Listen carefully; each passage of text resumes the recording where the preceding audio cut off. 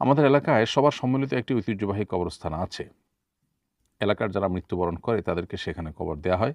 কবরস্থানের সভাপতির সঙ্গে আমার একটু পারিবারিক ঝামেলার কারণে আমার বড় ভাইকে সেখানে কবর দিতে দেয়া হয়নি। তাকে আমরা আলাদা কবর দিয়েছি বাধ্য হয়ে। সভাপতি পরিবর্তন হয়েছে। এখন আমরা বড় ভাইয়ের কবর স্থানান্তর করতে চাচ্ছি। কবর স্থানান্তরের উপরে শরীয়তের বিধান কি? প্রিয় দর্শক, কবর স্থানান্তর করার ক্ষেত্রে শরিয়ার বিধান হলো যে একান্ত খুব নিরুপায় না হলে কোনো মানুষকে কবর থেকে তোলা জায়েজ নেই।